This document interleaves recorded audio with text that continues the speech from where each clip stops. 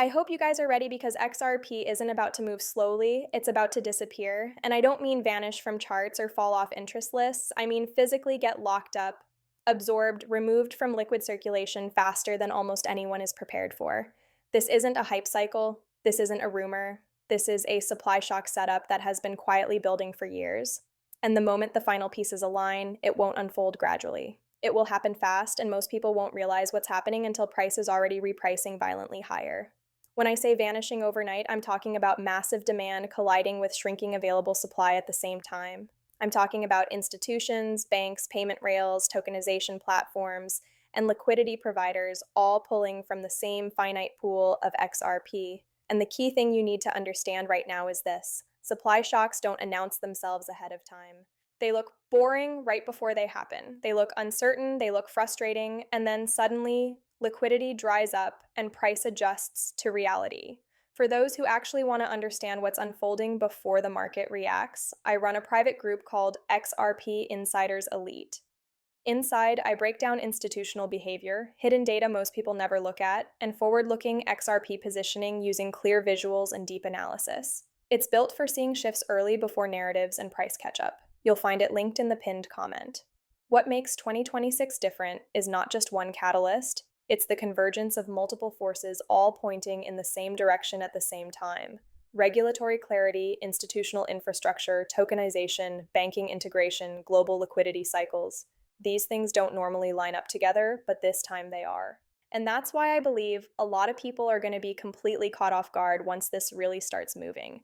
I want to walk you through exactly what those catalysts are, how I'm personally preparing for this environment, how the biggest players in finance are already talking about it in plain sight, and why XRP specifically is positioned to benefit, even if it only captures a fraction of what's coming. Because this is not about XRP taking over everything, that's not realistic.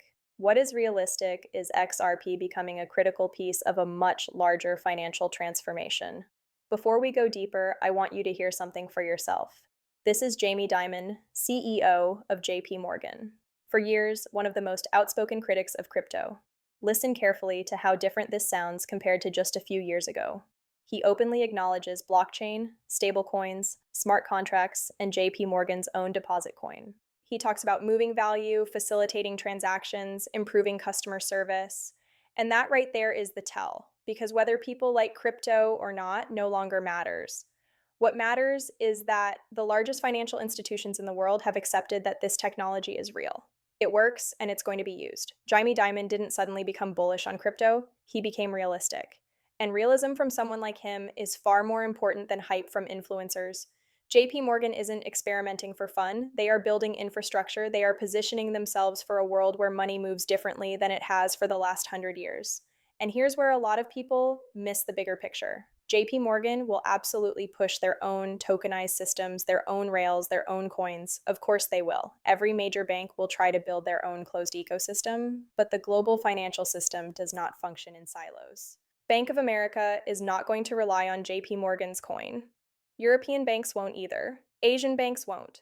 Interoperability becomes mandatory, not optional.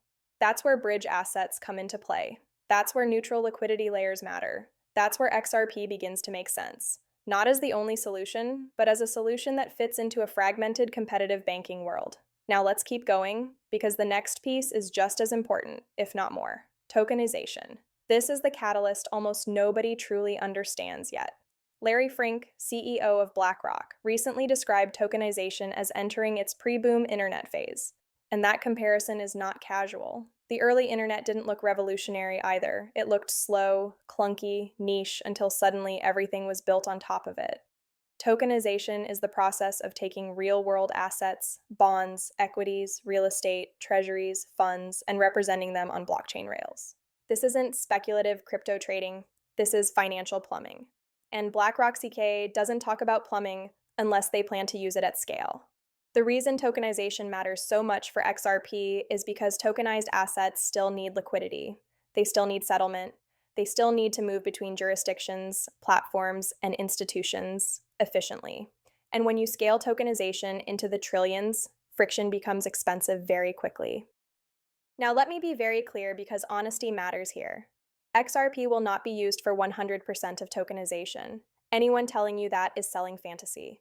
Every major institution is building their own tools, their own chains, their own systems, but they still need ways to move value between those systems, even 5%, even 10%. At global scale, that's massive. If XRP captures just a small percentage of cross-border payments, tokenized settlement, and liquidity provisioning, the demand profile changes dramatically. And demand doesn't need to be constant to cause a supply shock. It just needs to spike at the wrong time when available supply is already thin. This brings us to one of the most overlooked developments in the entire XRP ecosystem: Ripple's conditional approval for a national trust bank charter. This is not a headline designed for hype. This is infrastructure. A trust bank allows Ripple to custody assets, manage liquidity, serve institutions directly, and operate inside the regulated financial system instead of around it. And that matters because JP Morgan isn't waiting. BlackRock isn't waiting. They are moving now. Ripple becoming a bank-level entity changes how seriously XRP is treated by institutions who require regulated counterparties. It changes who can use it, how they can use it, and at what scale. And when you combine that with Ripple Prime, institutional liquidity products, treasury management tools, and enterprise-grade rails, you start to see how supply can quietly get absorbed without retail noticing at all. Now, here's the part most people get wrong. They think supply shocks happen because price goes up first. It's the opposite. Supply tightens first, liquidity gets thin, and then price gaps upward violently when demand shows up. At the moment, we are not in a supply shock environment. Global liquidity is tight, interest rates are restrictive, capital is cautious. That's why price action feels heavy. That's why moves fade. That's why patience is being tested. But macro cycles don't last forever. As we move toward 2026, the probability of quantitative easing increases.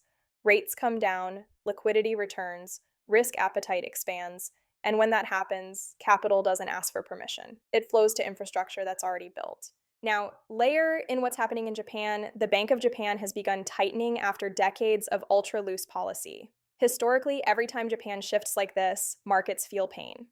In the short term, assets get discounted, volatility increases, but long term, those environments have created some of the best entry opportunities of entire cycles. If history rhymes, the next several months could offer prices that feel uncomfortable but prove invaluable in hindsight. This is typically where bottoms form, not with excitement, but with exhaustion. And once liquidity flips back on, the assets that are already integrated, regulated, and positioned benefit first, not last. Now imagine a scenario where ETF inflows, payment demand, and institutional usage collectively absorb a meaningful percentage of XRP's liquid supply. You don't need perfection, you don't need 100% adoption. Even a scenario where 30 to 40% of available liquidity gets locked creates upward pressure that price must resolve. In a more conservative bullish case, XRP moving into a $10 to $25 range is not outrageous. It's not moon math. It's basic supply and demand under improved macro conditions. And no, this is not a 10,000 per coin fantasy pitch. This is about probabilities. If someone has the opportunity to acquire an asset near cycle lows and sell into a structured liquidity expansion a year or two later at a 10x or 20x, that's not speculation. That's positioning. The real game is understanding when liquidity is leaving and when it's returning. Tight conditions are for planning, loose conditions are for execution, and most people get that backward. This isn't financial advice. And as global liquidity conditions begin to shift, the conversation naturally moves deeper into how capital actually enters the system where it flows first, and why XRP's role in that process may be far more mechanical than emotional. Because once liquidity starts moving again, it doesn't flow evenly. It concentrates. It looks for rails that already exist, systems that already work, and counterparties that are already compliant. Capital is lazy. It doesn't want to experiment when trillions are on the line. It wants reliability, speed, and clarity. That's the part most retail investors underestimate. This is why infrastructure matters more than narratives at this stage of the cycle.